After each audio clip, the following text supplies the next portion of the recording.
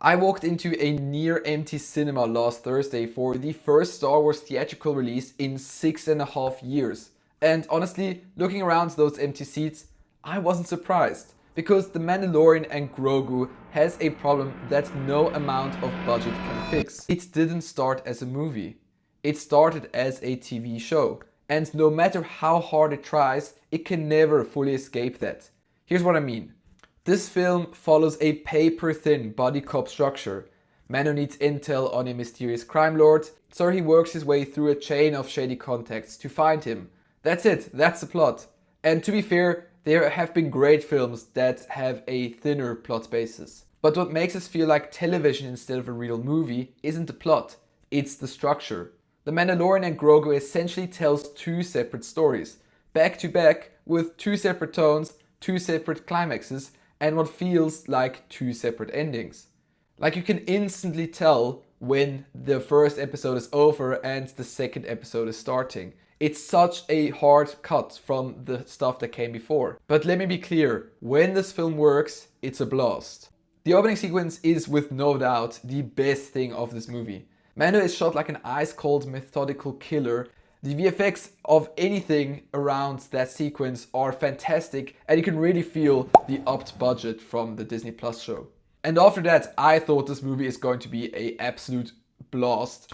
And unfortunately, that didn't really happen. Grogu also gets significantly more to do in the second half, and I really enjoyed that. Watching him actually contribute to the story rather than just sitting in a bag is a long overdue shift. And then there's Ludwig Göransson's score. It is without question the best thing about this entire film. It is diverse, surprising, and emotionally intelligent in a way that the script simply isn't. In several moments, the music is doing the heavy lifting for these scenes that don't really earn the emotional payoff by their own. He saves the movie, in my opinion. If you want more honest breakdowns like this, a quick subscribe would help the channel a lot. I'm trying to reach 1000 subs, so let's get there. Now, here is where the film starts to lose me. The creature work in this film is a problem I didn't expect, especially from ILM, the company that actually started with Star Wars and is like the gold standard for visual effects. The space sequences look like a proper theatrical blockbuster, but the moment a creature appears on screen, you feel the quality drop. The models themselves are really well designed, but the movement has a cartoony quality to it, like weightless and just slightly off. And in a film that's trying to feel grittier and more grounded than a typical Star Wars movie, that inconsistency constantly pulled me out. Obviously in the beginning it feels exciting, like an action spectacle, but it just gradually becomes repetitive because nothing physical ever hits the screen. There's no weight to any of it.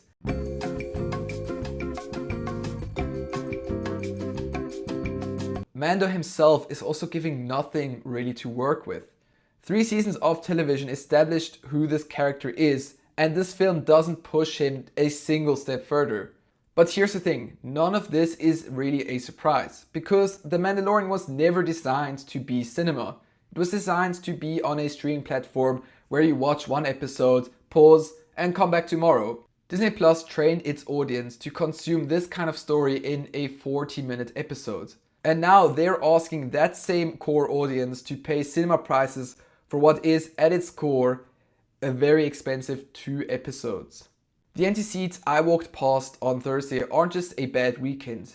They're an audience already sending a message. They've seen the story already. They know what it feels like, and they've decided that the best place to watch that is on their sofa. That is the streaming problem Star Wars can't simply fix by increasing their budget. The Mandalorian is overall still a 3 out of 5 for me.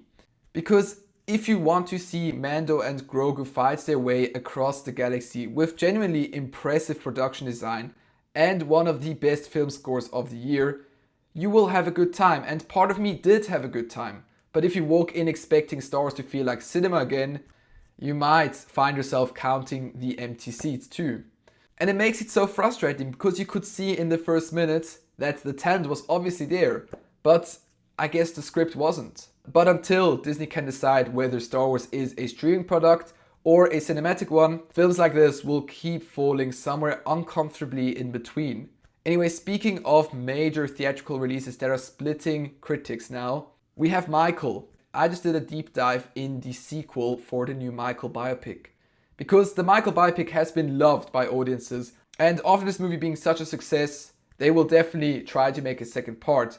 But why that is so difficult and why there's only 3 real options that can actually happen, I explained in this video here. So if you're interested, please check it out. Alright, that's been it. Thanks for watching and bye!